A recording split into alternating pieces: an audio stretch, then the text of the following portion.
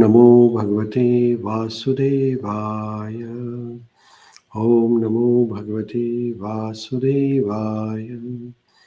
Om Namo Bhagavate Vasudevaya. Namam Vishnupadaya Krishna Pristhaya Bhutale Srimate Bhakti Vedanta Swami Nitinamine Namaste Saraswate Deve Gauravani Pracharine Nirvishesha Shunyavadi Paschatyadesh Jagadguru Srila Prabhupada Ki Jai.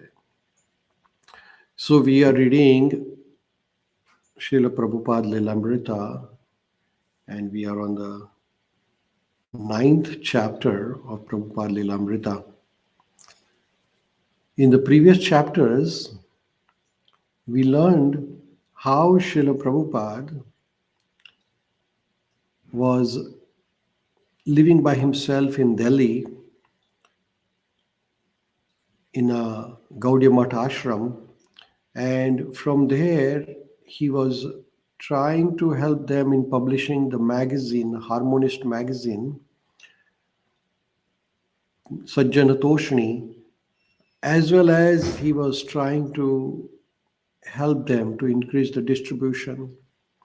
But somehow or other, the management at the Gaudiya Math there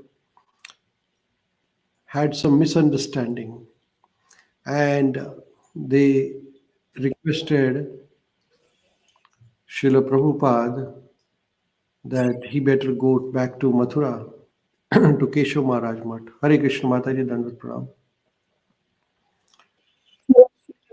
Dandvat Pranam. Welcome. So then Prabhupada ji at the time in Delhi, he had no accommodation, no place to stay. He was constantly moving from one place to another. He was staying in a temple room in his friends or people's place, and Prabhupada ji was trying to publish Back to Godhead magazine. Hare Krishna Karuna Prabhu, Hare Krishna. Welcome. Nice. So Prabhupada ji was trying to spread the message of Chaitanya Mahaprabhu via Back to Godhead magazine, and he had no money. Literally, Prabhupada ji, Abhay Charan at that time had nowhere to go. He had not even a good pair of clothing, and he had no place to stay. He was just traveling from one place to another, but his intense desire to spread Krishna consciousness via publications. He was publishing Back to Godhead magazine. He was also trying to translate Chaitanya Charitamrita in Hindi language.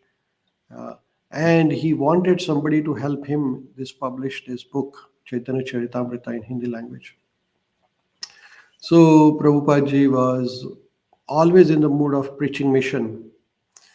Now, when he had nowhere to go after Delhi, then he thought that he can travel to Vrindavan, because that is the place where all the sages go there to meditate and do japa. And Prabhupada ji thought that he will go to Vrindavan, so that in Vrindavan he will write and then travel frequently to he will travel to Delhi in between whenever he gets opportunity. He will publish there and distribute the magazine, then come back and stay in Vrindavan and write. So Prabhupada ji decided that he will go from Delhi to Vrindavan. Now Prabhupada ji has left his family long time back, almost 2 years now. He's staying by himself. He's almost as good as a sannyasi.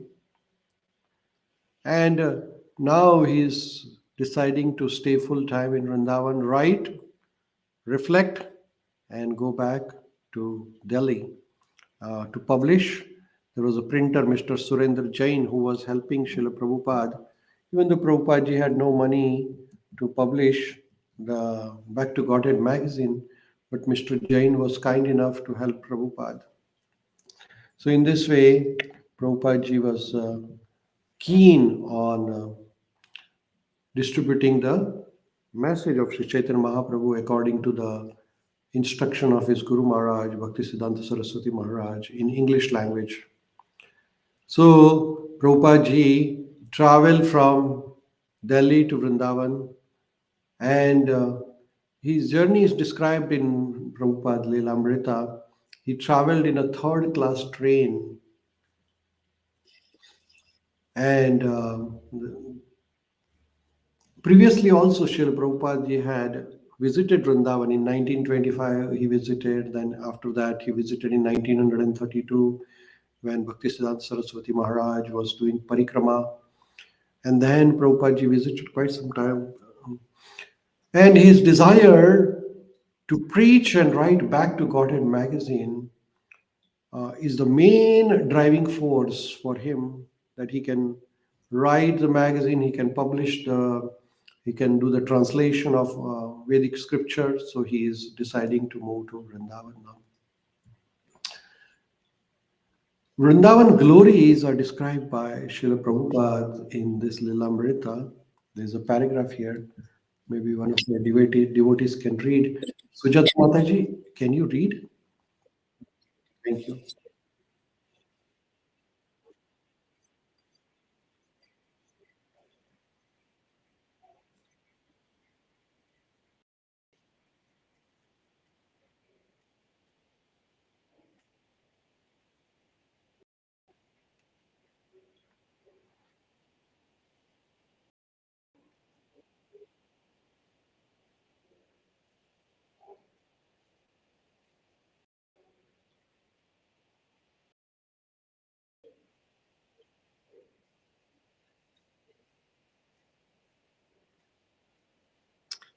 Thank you, Mataji.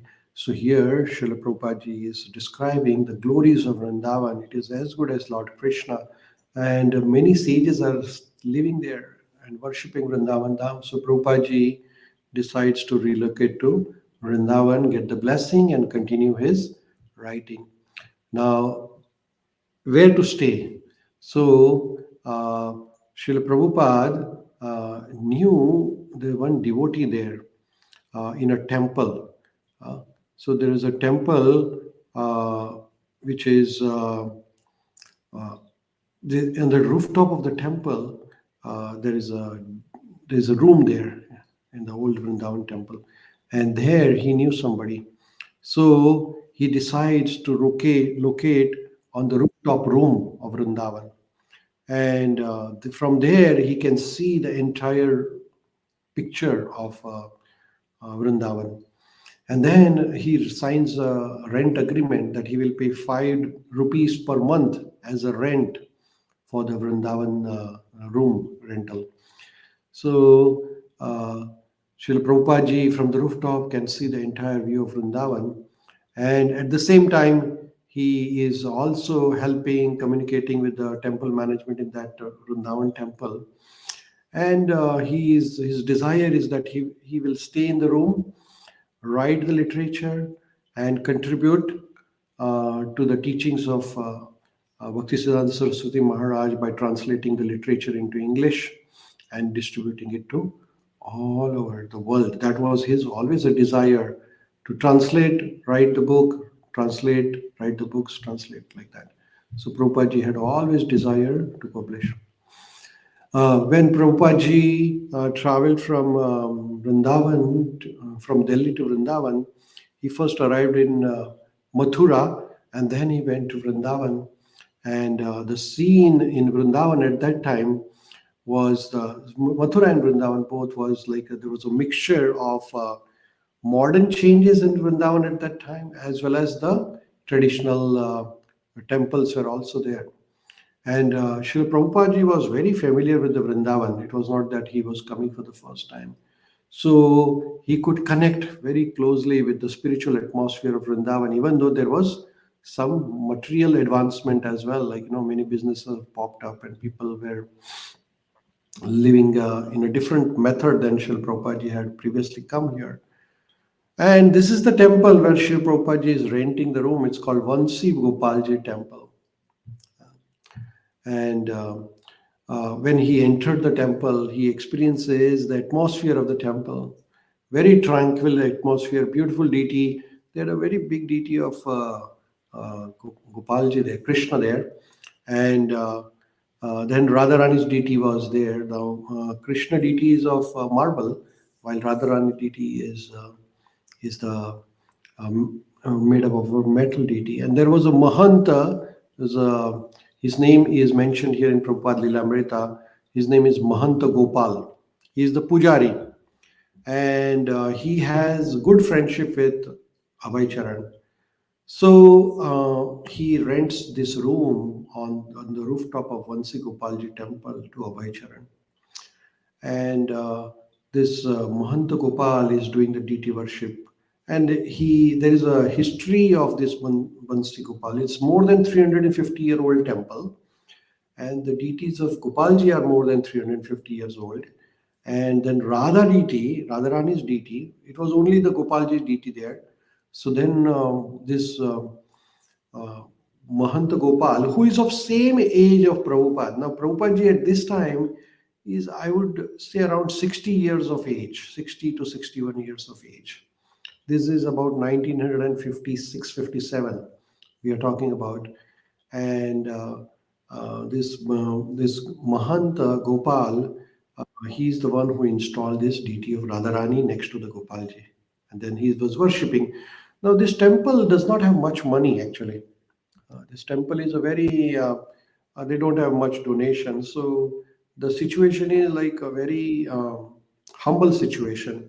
But Srila Prabhupada ji stays there on the rooftop. And at the same time, from the rooftop, he takes the Vrindavan darshan and helps Mahanji in the temple worship also.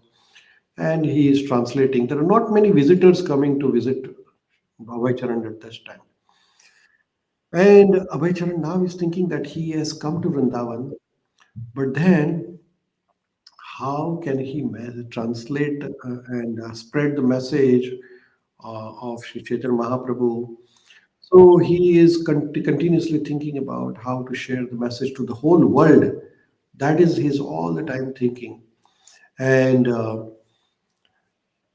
he recognizes that there is ignorance surrounding Krishna consciousness inside India as well as outside India, and he is feeling that he should address this while staying in Vrindavan.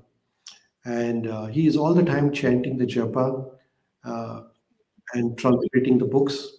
And he has some sort of a belongingness now connecting to the Vrindavan, and he thinks that Vrindavan is his now place.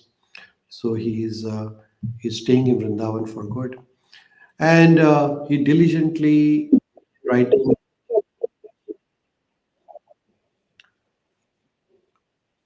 He is diligently uh,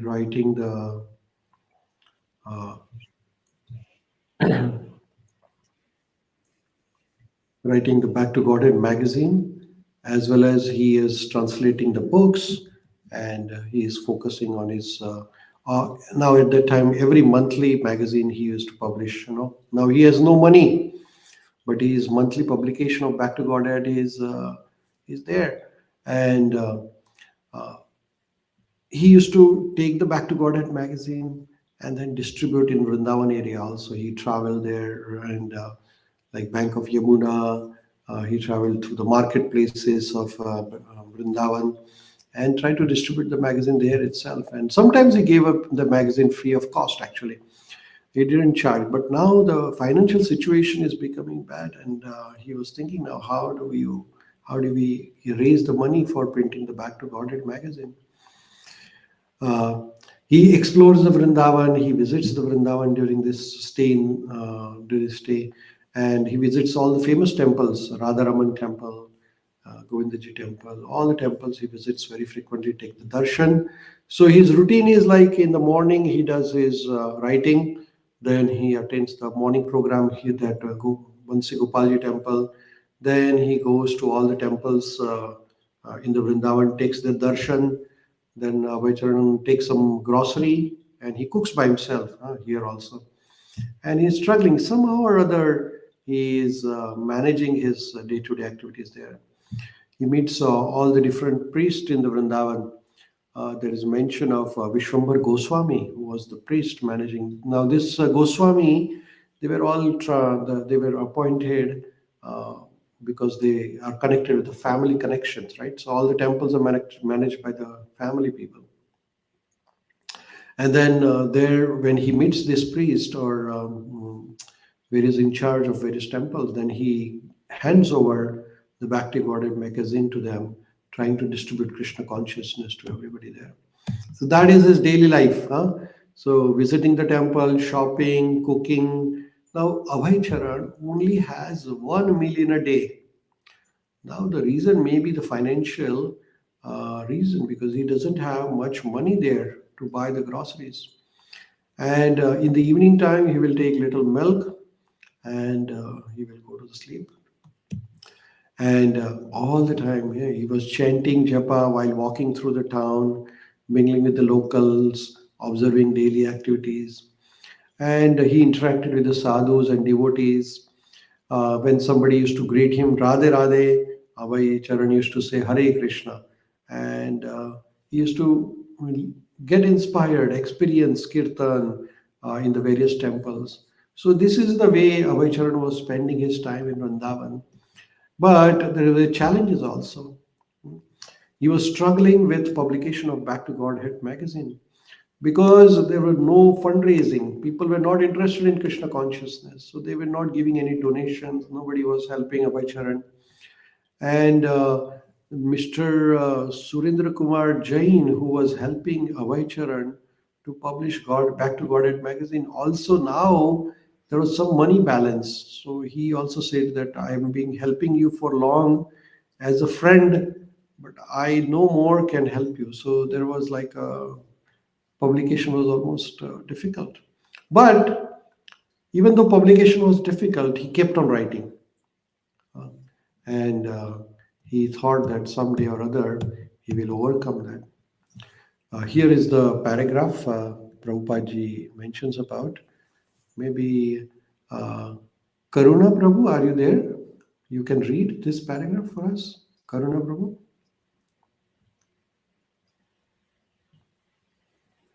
I don't think he's there. Okay, no problem. Sujata Mataji, is your Prabhuji there with you?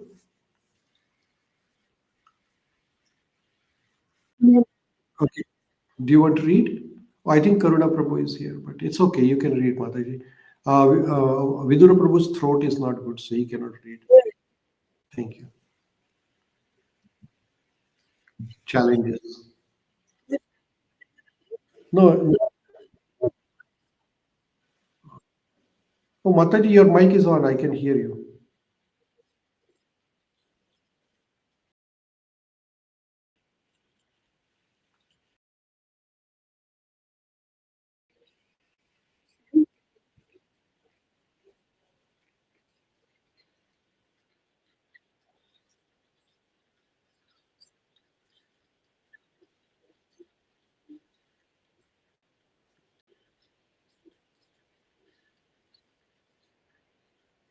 Lib-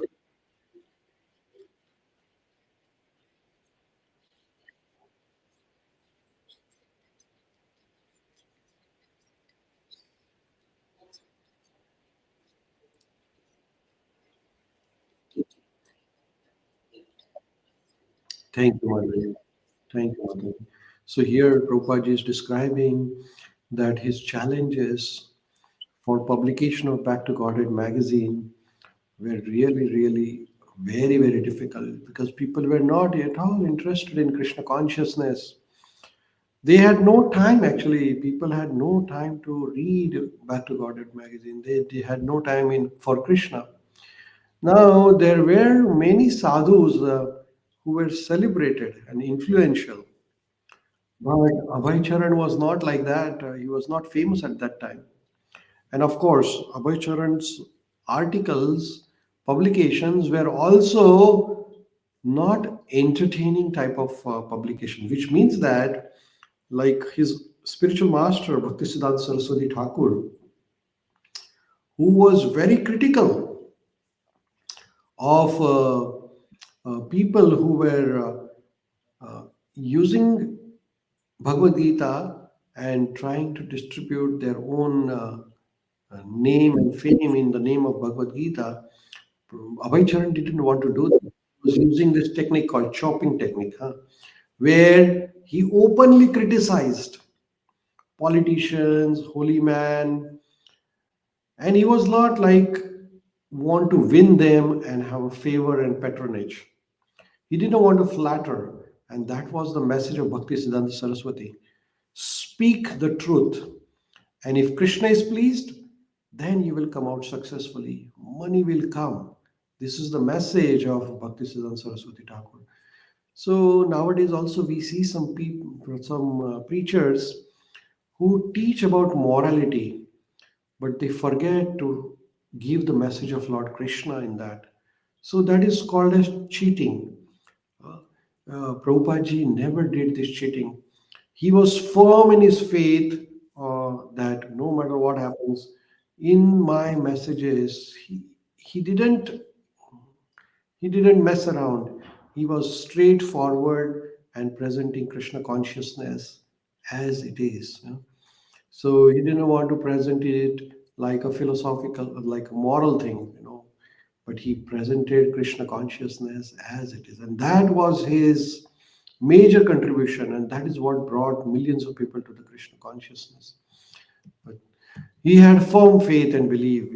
Abhay maintained a strong faith in his spiritual master, believing that truthful preaching would eventually yield success. And he followed the principles taught by Bhaktisiddhanta Saraswati Thakur, emphasizing honesty over flattery. At the same time, Abhay Charan observed that uh, people were uh, very changing. Nowadays people were not at all interested in Krishna consciousness. But Abhay Charan didn't divert from the teachings of Bhaktisiddhanta Saraswati Thakur. Abhay Charan has loneliness. He has nobody there in the Vrindavan area also, and he seldom received visitors. But throughout this solitude, he kept on writing and commenting and studying the Vedic scripture. He adapted to isolation while steadfastly pursuing his spiritual and literary goals. So he kept on writing, kept on writing. One time, he got an invitation from his first initiated disciple, Acharya Prabhakar Mishra. He invited, you remember Acharya Prabhakar Mishra, who was there who was there with him in the Jhansi. You all remember, right? Mataji, you all remember, right? So he's the first and only initiated disciple of Abhay Charan at that time in India that time.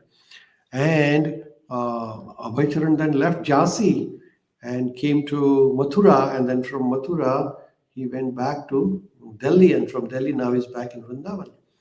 But now Acharya Prabhakar Mishra, he writes a letter to Abhay Charan that please come to Bombay because he found some preaching opportunities there.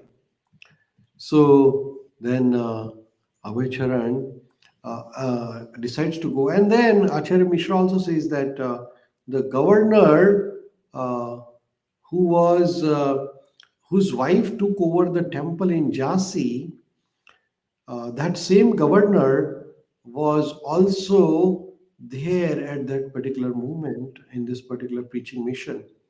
So this opportunity was very important, and Abhay Charan thought maybe the governor can help Abhay Charan to revive League of Devotee movement. So Abhay Charan traveled from Vrindavan to Mumbai now at the invitation of his first disciple Acharya Prabhakar Mishra. And while he gave the lectures there, Abhay Charan was given an offer to an institute called Bharatiya Vidya Bhavan. And Bharatiya Vidya Bhavan, the authorities, when they came there, they heard Abhay Charan give a class at this particular program in Mumbai. Then they gave him a position, honorary professor of Bhagavad Gita at Bharatiya Vidya Bhavan. And Abhay accepted. He became a professor of Bhagavad Gita at Bharati Vidyabhavan. And during his teaching also there, he did not try to flatter them again. He was all the time emphasizing on Krishna consciousness throughout the lectures. But then this again this Bharati Vidya Bhavan, they were not there to increase God consciousness. They were there just to increase their business. So Abhay Charan felt that they were restricting him in what to say, what not to say. So he didn't want to stay there for longer. And then he decided, okay, no, no, this is not the place. So and then from there, he traveled to Kurukshetra. There's a World Academy of Sanskrit. And then he said, oh, I must go there and explore and find out what they are discussing. But there also, he found that in the name of Bhagavad Gita, they were not talking about Krishna, they were talking something else, like scholarly literature stuff. So he said that this is not the place for me. So he left that professor position and he left that place of World Academy. And he said that all these places they are missing bhakti, devotion. So he decides to come back to Vrindavan. Then he had an idea to revive the League of Devotees, uh, and he even created an appeal in the Back to Godhead magazine that people please come together and we want to revive this League of Devotees around the. But then he didn't get much response actually. Then one day he thought that from Mathura, from Vrindavan, there's a place nearby. It's called Kanpur, where many uh, industrialists and young audience was there. So he thought maybe I should, because Kanpur, he had been there in Kanpur for his business travels before while he was doing his pharmacy business. So Abhay thinks now he can go there, distribute back to Godhead there, and engage young audience, then collect some donations. He didn't get much donations while he was in Kanpur actually. He gave some classes, lectures, but he didn't find any uh, dedicated followers. But still, Abhay continued his mission. After that, he came back to Bombay again from Kanpur. So here, Abhay is renting the room in Vrindavan, and on and off, he's traveling to Bombay, he's going to Kanpur, he's coming back to Vrindavan. Now he decided, I must go back to Bombay. And uh, he didn't go there to teach as a professor, but he thought that in Bombay there is an opportunity to preach to the wider audience because a lot of people were educated there. And Abhay's main principle was to preach in English language. So he decides that, okay, he will do outdoor lectures and greater outreach. So, I mean, some places he invited people in the garden, open places, and 500,000 people came actually to some of these lectures of Abhay Charan. But none of them, they were one time listeners. None of them became sincere practitioners of Krishna consciousness. So that was Prabhupada, Abhay Charan was missing. And he had always desired to spread the message worldwide. That was the instruction of Bhaktisiddhanta Saraswati Thakur. So Abhay Charan, he also tried to send the Back to God magazine all over the world actually. So in this desire for preaching abroad, Abhay came to Mumbai also and he was speaking to many people in Bombay because he wanted to expand the preaching movement and taking Krishna consciousness to the English speaking countries. So that was his one of the desires. So in Bombay, he was trying to reach out to many people. He wrote a letter to one of the industrialists in Kanpur that can you please help me to travel abroad. So here is the letter which he writes to Mr. Veda Prakash in Kanpur. Sujata Mataji, you want to read this?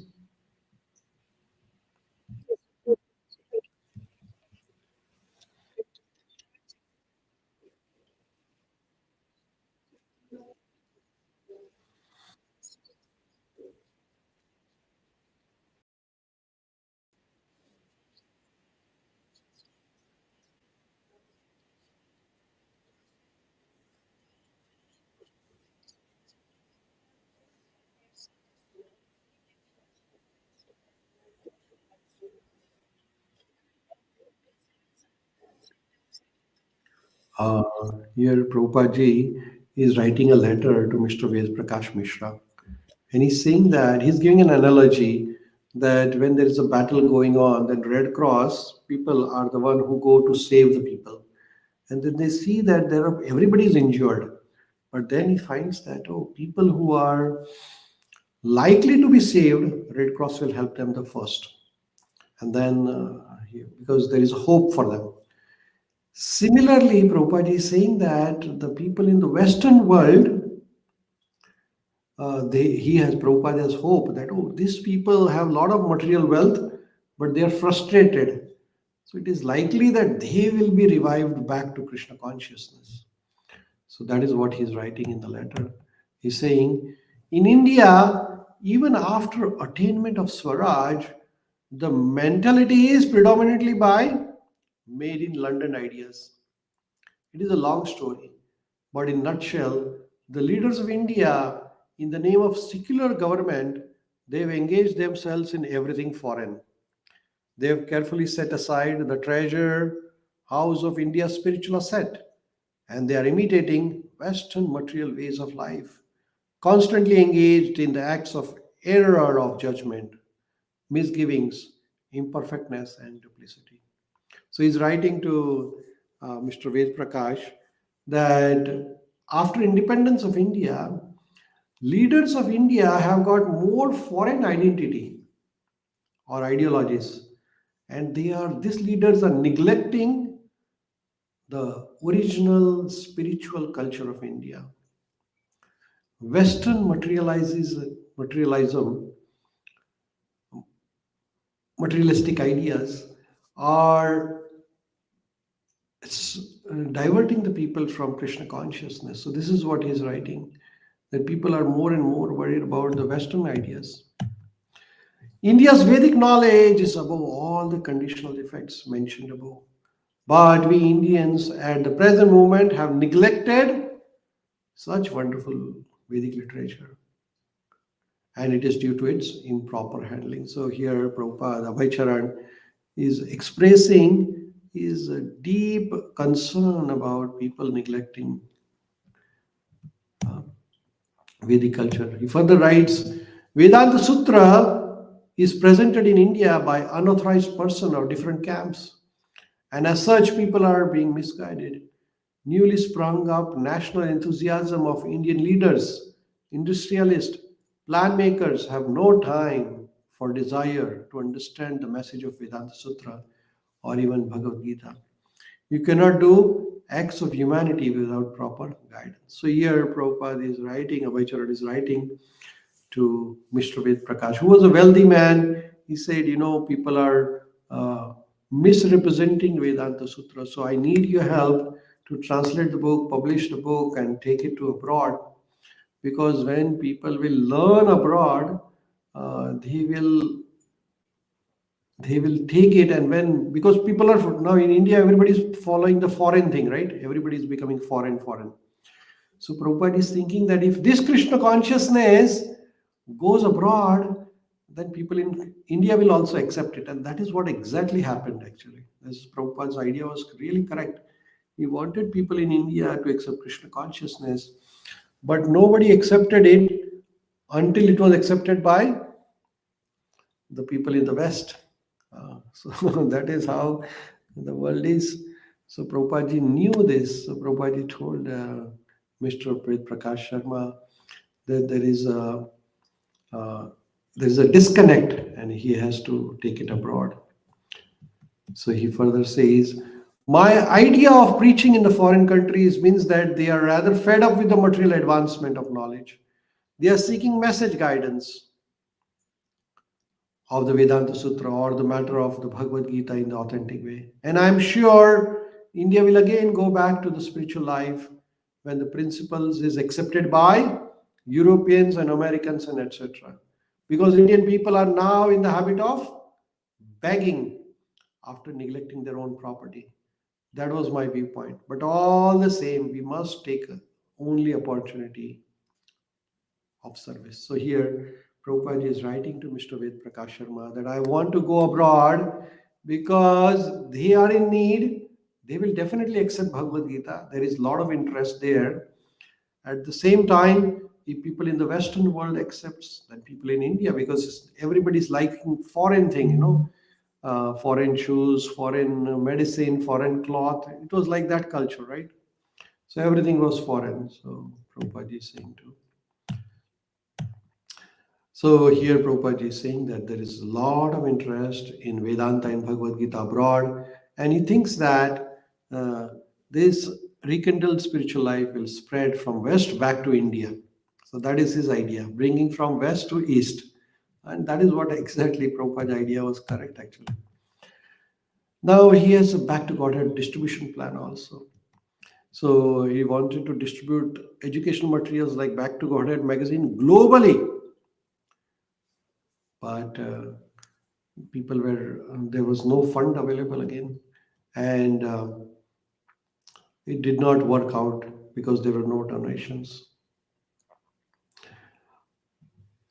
There were many people at that time, many politicians at that time who were disconnected from spiritual reality. Uh, and influential leaders like Prime Minister Nehru, they prioritize modernization over the spiritual heritage. They were thinking that industrialization is very important.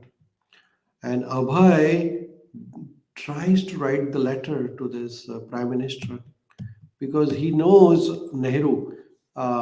In 1930s, Jawaharlal Nehru and his father Motilal Nehru, if you remember, we talked about this while Prabhupada had pharmacy in Allahabad, that is Prayag pharmacy. At that time, uh, Jawaharlal Nehru and his father Motilal Nehru used to come to Abhay Charan's shop, pharmacy store, for buying the medicines. So Abhay Charan knows personally Jawaharlal Nehru. So he writes a letter to Nehru. He says here, uh, Sujata Mata, you want to read?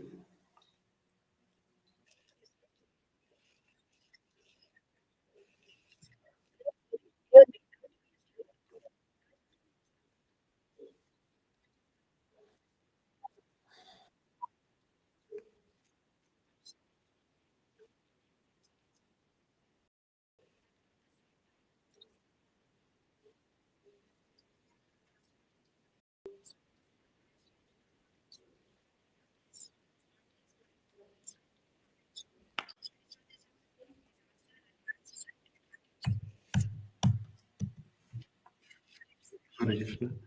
Mata, you can read more.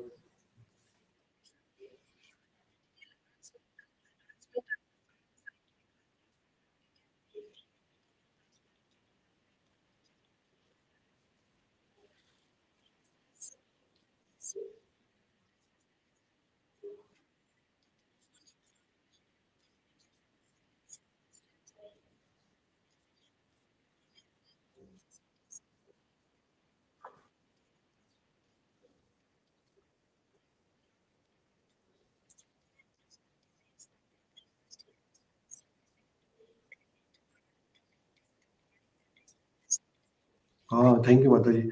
So here, Abhay Charan is writing to Jawaharlal Nehru that you are trying to bring all this industry and modernization, but at the same time, people do not have spiritual values. Uh, and also, people don't have money, food. They do not have job. They do not have meals to eat. India is becoming more and more poor, and you are trying to bring these Western things. So Abhay Charan is telling to Jawaharlal Nehru that you should focus on bringing the spiritual components to life. He says further, do you think that your different plans have brought in that material prosperity or that modern Western civilization can bring in that prosperity? Even they are given that facility, the unrest will continue to go till there is a spiritual satisfaction in life, and that is the secret of peace.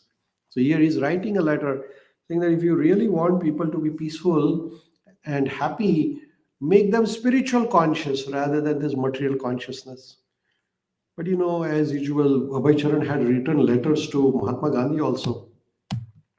but none of the letters were replied by Mahatma Gandhi. Probably Gandhi never got it.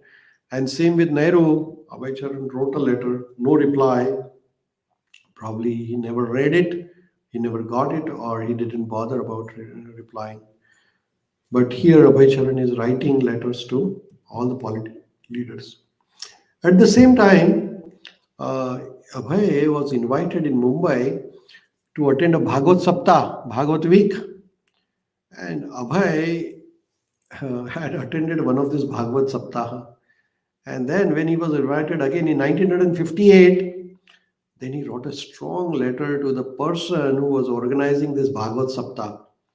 His name was Ratnashi. And he said here that he's not going to attend. Abhay is saying that I'm not going to attend your Bhagavad Saptah because he says, Karuna Mataji, you want to read?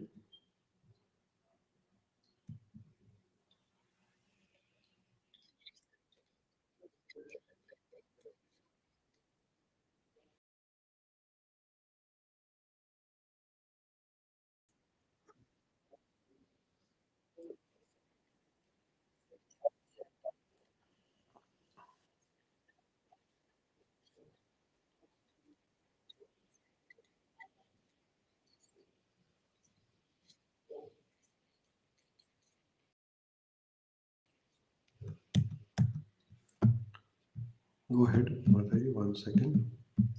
Go ahead.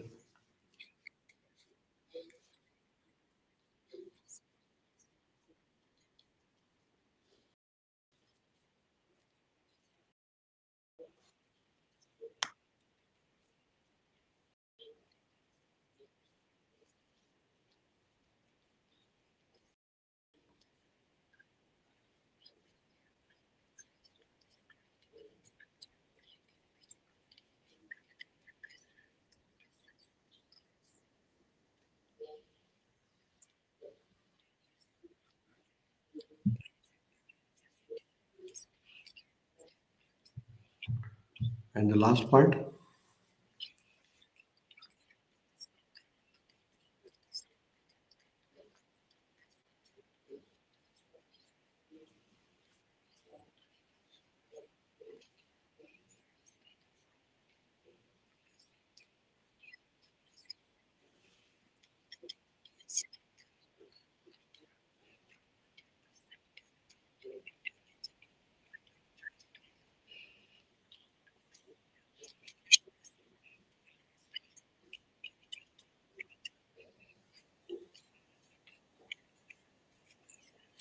Thank you, Karuna Mataji. Thank you so much. So here, Prabhupada is writing a letter to this organizer of Bhagavad Saptah, Bhagavad Week, that in this Bhagavad Saptah is just like Mayavadi philosophy. People are just entering into uh, the Ras Leela chapter of Lord Krishna when they have no idea who is Lord Krishna and what is his real identity. And people who want to present it in materialistic way, then there is no point in organizing Bhagavad Saptah because it is all not Krishna conscious. So he said, I'm not going to attend, and he's not advising anybody else to attend. So he refuted to attend this Bhagavad Saptah. So Prabhupada is observing that material civilization is growing in India. People are, uh, in the name of spirituality, people are serving mundane Mayavadi philosophy. People are not even talking about Krishna consciousness. They are talking their own agenda in the name of Krishna consciousness. So Abhay he really wants to spread this mission of Krishna Vedic culture all over the world now in a proper way. And in that mood, he meets one person, Mr. Harbansal Lal. He was traveling abroad, this Mr. Harbansal Lal, and he was trying. So Abhay Charan met him. He said that you must take this culture, Vedic culture of India abroad, and then it will go all over the world from there. So he was trying to tell everybody that please take this culture abroad and spread the message, but he didn't get much support.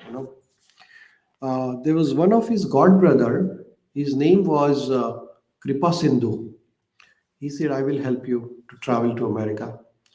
So he connected him with one of the famous industrialists there. This is 1958 now, and Abhay at this time is 62 years old now. And this his Kripa Sindhu introduced him to one famous industrialist in Kanpur, and he want him to help him to go abroad and spread the message of Bhagavad Gita. So Kripa Sindhu, he describes Abhay here. Kripa Sindhu says, Sujata Mata, you want to read this?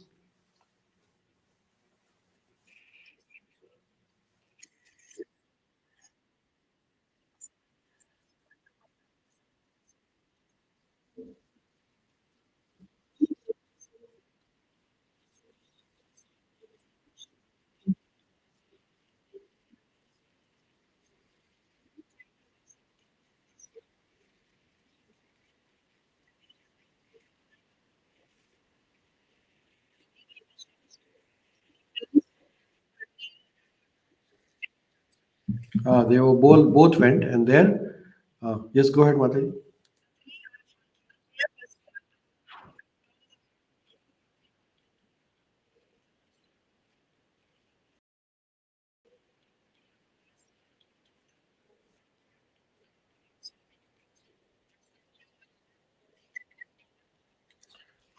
You see, so now Abhay Charan, thank you, Mataji. So he is still having high hopes that he will be able to go abroad and spread the message of Krishna consciousness. Here is the man who has no money. Here is the man who has not even enough money to buy the meals, one who does not have money to print the Back to Godhead magazine. But that same Abhaycharan is dreaming and thinking that he will go abroad, take the Back to Godhead abroad, distribute it, increase the awareness, and then increase Krishna consciousness in Bharatvarsha. So this is 1956. He's been traveling back and forth of Vrindavan, Bombay, Delhi, Mathura, Kanpur. He's traveling all over and he's trying to spread the message of Krishna consciousness through his work. At that time, he met manager of Scindia Shipping Company, the same Scindia Shipping Company who sponsored later his travel to America. He met the Scindia Shipping Company uh, manager there, and he requested him that can they help him to travel to America. At that time, Abhay was offered 50% discount on the ticket by the ship to America. So now this India shipping company is willing to help. So Abhay now thinks that okay, I will collect the passport, visa, and get the 50% money, because he has to pay the money for the buying ticket. But unfortunately, there was a setback.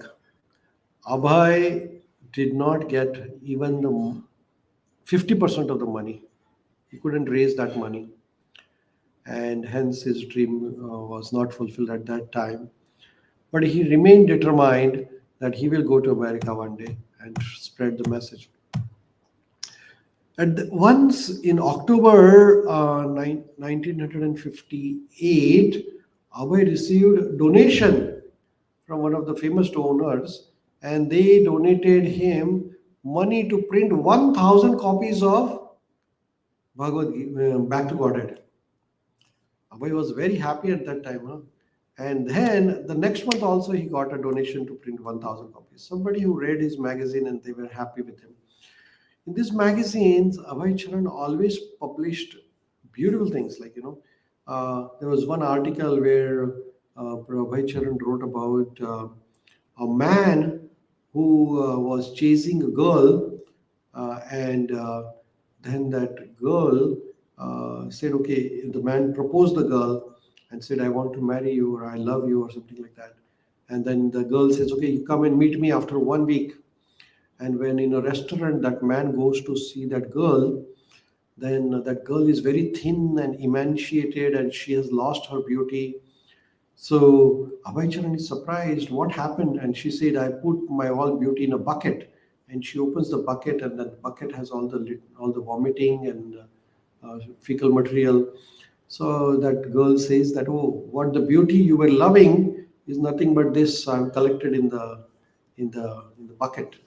So there's such a illustrated stories, beauty and truth, like that.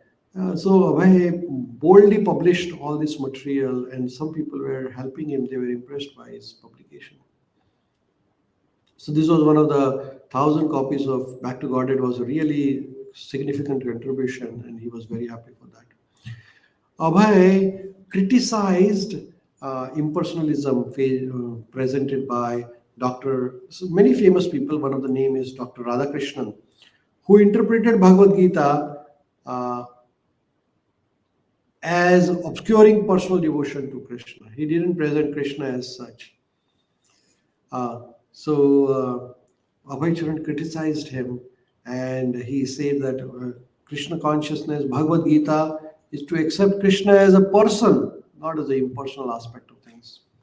So Abhay Charan, and at the same time, Abhay Charan is reflecting. There was a Bhakti Siddhanta Saraswati Maharaj disappearance day, and Abhay is thinking that, oh, what a golden age of Krishna consciousness preaching was there when Bhaktisiddhanta Saraswati Thakur was on the planet. But now Bhaktisiddhanta Saraswati Thakur has left, and whole Gaudiya Math people are fighting this lack of preaching. Uh, uh, Bhaktisiddhanta Saraswati Thakur used to say that if you are alive, then only you can preach. The dead people don't preach. They don't send the message of Krishna consciousness to anybody else. So Abhay Charan expressed deep sorrow over the disintegration of Gaudiya Math because they had lost the unity and they were not reaching also. So Abhay Charan is not happy with that. At that time, one day, Abhay Charan was staying in Vrindavan, and in the dream, again, this is the third time Abhay Charan has got a dream. Srila Bhaktisiddhanta Saraswati Thakur came in his dream, and he asked Abhay to take sannyas. Now Abhay Charan is really seriously thinking that this is the real time that I must take the sannyas, because he think that if he really wants to spread the Krishna consciousness more effectively, he has to have saffron. So long Abhay was hesitant about taking sannyas because he has seen that many sadhus or sannyasis have failed in maintaining their vow of sannyas. And in the Kali Yuga, sannyas is not recommended. But then Abhay Charan recognizes that taking sannyas is essential for leading preaching movement. And the famous example is of Lord Sri Chaitanya Mahaprabhu itself. Lord Chaitanya Mahaprabhu was not taken seriously when he was not a sannyasi, but when he took sannyas order, then people took him seriously. So Abhay Charan now is contemplating seriously about taking sannyas. So he approaches the authority, and the authority at that time is Bhakti Vilas Tirtha Maharaj, who is the main leader of Gaudiya Math at that time in Calcutta. So he approaches Bhakti Vilas Tirtha Maharaj, and he asks his guidance. So at that time, Bhakti Vilas Tirtha Maharaj advised Abhay that he come and stay with the Gaudiya Math. There he will given a separate room. They will help them in preaching. Abhay can help in preaching. He established himself with the Gaudiya Math, with the proper organization, help them, and then he can later on, at a later moment, when he gets enough connection with the Gaudiya Math, then he can get settled down. But Abhay Charan's idea was not to settle down with Gaudiya Math. His idea was that he takes sannyas and help in preaching and publishing Back to Godhead magazine. But Abhay came to know that the Bhakti Vilas Tirth Maharaj priority were different. Actually, he wanted somebody there to come and stay there. But Abhay was not interested. He interested in traveling and preaching. So it didn't work out for him. And Bhakti Vilas Tirth Maharaj, even after requesting, he didn't give him a. So here is the quote by Srila Prabhupada. Sujata Mata, you want to read this?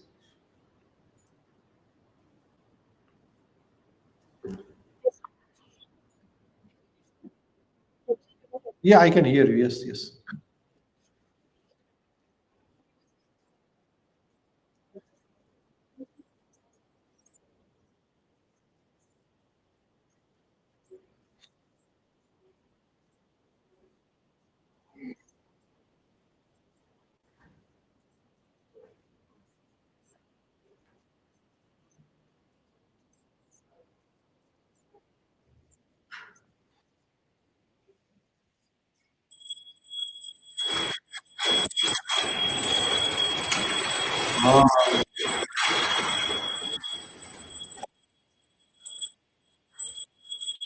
Ah, yes. Thank you, Madhuri. So here, Srila Prabhupada is writing that he was working with, he was requesting Bhakti Tirtha Maharaj to give him a room and help him in printing the books. But I mean, Bhakti Tirtha Maharaj also had no money, and without printing the books or going to the abroad, sannyas has no meaning, right? Abhay wanted to take sannyas so he can go abroad, spread the books, spread the Vedic literature in English language. But Bhakti Tirtha Maharaj uh, had no resources. So, and then he wanted him to stay there, settle down, and then later on give him the sannyas. So he didn't want, there is no point in Abhay staying there. So Abhay came back and he approached to Keshav Maharaj. Here, while Abhay Charan, he's in Vrindavan. He's thinking, I was sitting alone in Vrindavan, writing. My God brother insisted me, Bhaktivedanta Prabhu, you must do it. Without accepting the renounced order of life, nobody can become a preacher. So he insisted. Not he insisted. Practically, my spiritual master insisted. He wanted me to become a preacher. So he forced me through this God brother. You accept. So unwillingly, I accepted it. So here, uh, Prabhupada, he is coming to here in Vrindavan, and then he's expressing, talking to his one of his God brother, and he said to Prabhupada, he said to Abhay Charan, Bhaktivedanta Prabhu, you must take sannyas. This is very important. And if you really want to be a preacher, you have to you have to accept sannyas. Prabhupada, Abhay Charan at that time, he said he unwillingly, he was not keen on taking sannyas, but he said, no, I must take it now. So he took the sannyas order of life. Then he approached Keshav Maharaj, who is there in Mathura. Keshavji Gaudiya Mutt, he approached, and Abhay got encouragement from Keshav Maharaj, and he took sannyas immediately from Keshav Maharaj. That was September 17, 1959, where there was a big ceremony in the temple in Mathura, Keshavji Gaudiya Mutt temple, in front of deities, Radha Krishna deity, the Chaitanya, Lord Shri Chaitanya deity. This is the same deity of Lord Chaitanya, which Abhay Charan got from Jhansi to Gaudiya Mutt in Mathura. So in front of Chaitanya Mahaprabhu, in front of Radha Krishna, and there were about 40, 50 devotees in the temple hall. It was not like a very big ceremony, but there was a fire sacrifice, and there was mantra chanted, and Abhay Charan took the sannyas on 1959, September 17th, and his name was E.C. Bhaktivedanta Swami Maharaj. After the ceremony, then Abhay Charan was like, now Bhaktivedanta Swami, he was asked to give a class in Hindi. But Abhay gave the class in English language. Uh, now Abhay is Bhaktivedanta Swami. He has a personal transformation. Not just changing the cloths from dhoti kurta, white dhoti kurta to saffron, but now here is the transition to a deeper commitment for preaching and spiritual renunciation. Actually, that time there was a Gaudiya Patrika being published by the Keshavji Maharaj Mutt there, and in that there is account of this sannyas ceremony there. And here the Gaud Patrika writes here, seeing his enthusiasm and ability to write articles in Hindi, English, and Bengali, Bhaktisiddhanta Saraswati Maharaj gave him the instruction to take the three danda sannyas. For nearly 1 year, he had been ready to accept sannyas. This is from Gaudiya Patrika. This is the incident of Prabhupada taking sannyas is mentioned here in this Gaudiya Patrika. In the month of Bhadra, on the day on which Vishwarupa accepted sannyas, Bhaktivedanta Swami at the Sri Keshavji Gaudiya Mutt accepted sannyas from the founder of Vedanta Samiti, Bhakti Pragna Keshava Maharaj. Seeing him accept his ashram of renunciation, seeing his pastime for accepting the renounced order of life, we have attained a great affection and enthusiasm. So that's the Gaudiya Patrika writes about Prabhupada taking initiation. And this is a picture at that time after taking sannyas. One photograph was taken. This is a photograph. In the middle, you can see the person who is sitting in the middle here. I'll use the pointer here. And in the middle is the Keshav Maharaj, Bhakti Pragna Keshav Maharaj. On the right side is A.C. Bhaktivedanta Swami. And on the left side is another person who took the sannyas at that time along with uh, Prabhupada.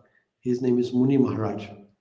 Uh, so in this way, this is that famous picture. You might have seen this picture a long time back also. But that was in 1957. This is a picture of Prabhupada's sannyas ceremony. So in this way, Prabhupada has taken a sannyas, and we will pause here. A very wonderful pastime of Srila Prabhupada, where Prabhupada ji is now have taken a sannyas. Jagat Guru Srila Prabhupada ki jai. Anybody has any comments or questions? Vidura Prabhu, Sujata Mataji, Karuna Mataji, anybody has any comments or questions? Yes, I can hear you.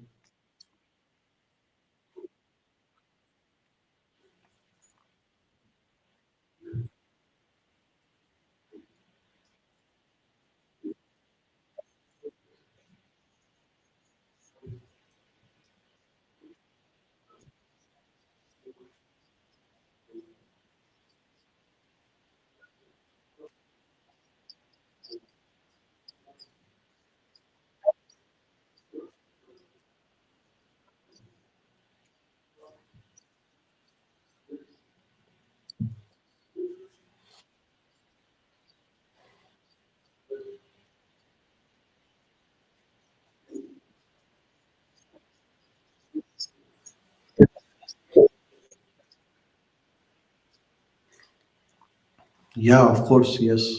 Yeah, but